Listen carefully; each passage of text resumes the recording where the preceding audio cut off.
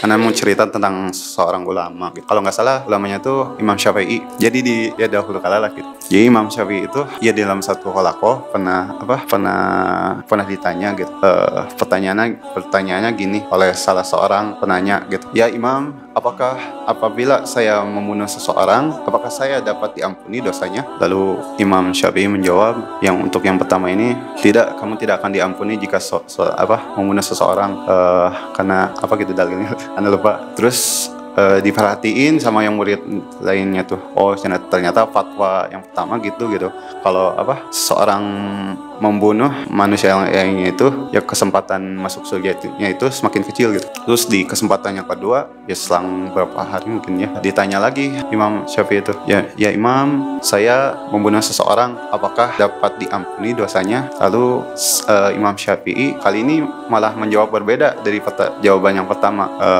Jawabannya kurang lebih seperti ini. Kamu masih bisa diampuni karena Allah Maha Pengampun lagi Maha Penyayang gitu. Kayak gitu kurang lebihnya.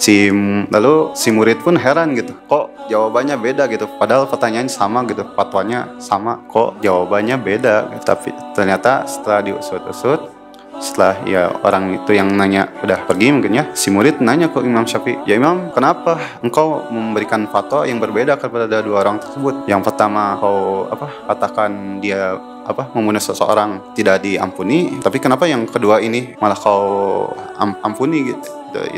Fatwanya gitu. Nah ternyata setelah diusut, Imam Syafi'i pun menjelaskan gitu, dalam memberi fatwa itu yang dijelaskan dulu kenapa dia memberi fatwa yang berbeda. Jadi menurut Imam Syafi'i gitu, yang pertama itu, orang pertama itu, jadi yang nanya tuh ternyata ingin membunuh seseorang gitu, karena kesal mungkin ya.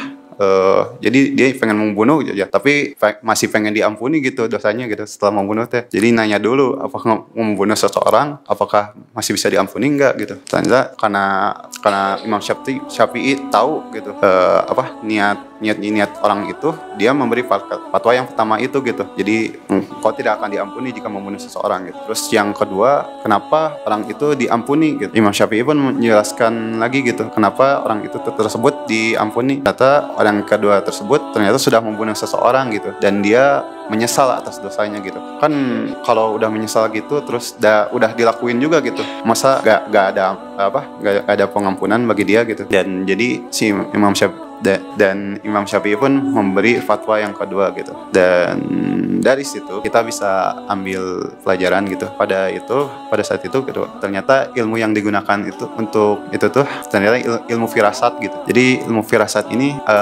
jadi walaupun Imam Syafi'i belum mengetahui secara pasti gitu nanya, tapi dia bisa membaca gitu dari gestur wajahnya, dari orang penanya tuh, lalu batinnya sendiri gitu, bisa membaca bagaimana dia melihat ada yang baik atau yang buruknya gitu.